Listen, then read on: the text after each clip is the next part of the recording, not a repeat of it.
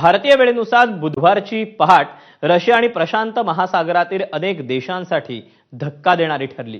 रशियाच्या पूर्वेकडील भागात जगातल्या आजवरच्या 6व्या सर्वात शक्तिशाली भूकंपाचा हा धक्का होता। मात्र त्यामुळे आसपासच्या आणि प्रशांत महासागरातील 12 देशांना सुनामीचा इशारा देण्यात आलाय। याचा आढावा घेणारा हा विशेष रिपोर्ट।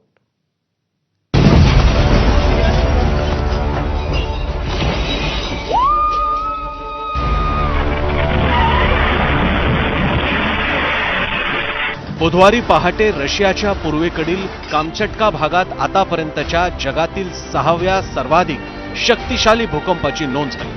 8.8 रिश्टर स्केलच्या या भूकंपामुळे जपानच्या उत्तरेपासून ते थेट अमेरिकेच्या पश्चिम किनाऱ्यापर्यंत समुद्रात मोठमोठ्या लाटा उसळल्या।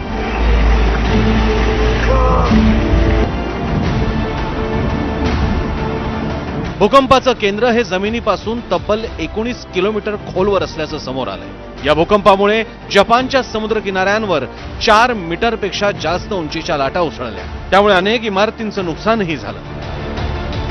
काही भागात किनाऱ्यावर डॉल्फिन वाहून आले। सुनामीच्या लाटा एका दिवसापेक्षा जास्त वेळ राहणार असून उत्तर अमेरिकेच्या अलास्कातील किनारपट्टीलाही सुनामीच्या लाटा धडकल्या। तर अमेरिकेच्या पूर्व किनाऱ्यावरील कॅलिफोर्नियातही नागरिकांना समुद्र किनाऱ्यापासून दूर राहण्याचे आदेश देण्यात आले। रशियातल्या भूकंपामुळे जगभरात काय परिणाम झालाय तेही पहा।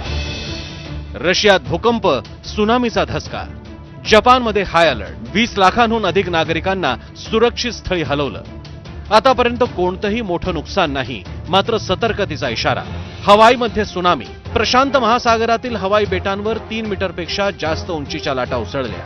हवाईतील होनोलुलू भागात नागरिकांना उंच ठिकाणी स्थलांतर करण्याच्या सूचना देण्यात आल्या। कॅलिफोर्नियामध्ये इशारा, अमेरिकेच्या कॅलिफोर्नियातील किनाऱ्यांवरून बोटीतील रहिवाशांना हटवण्यात आलंय। लॉस एंजल्समध्ये हेलिकॉप्टरमधून सायरन वाजवून लोकांना किनारी भागापासून लांब जाण्याचा इशारा देण्यात आला।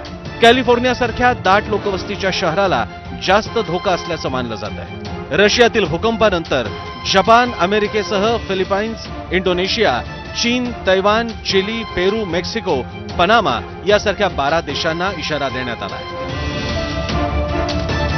ब्युरो रिपोर्ट, एबीपी माझा।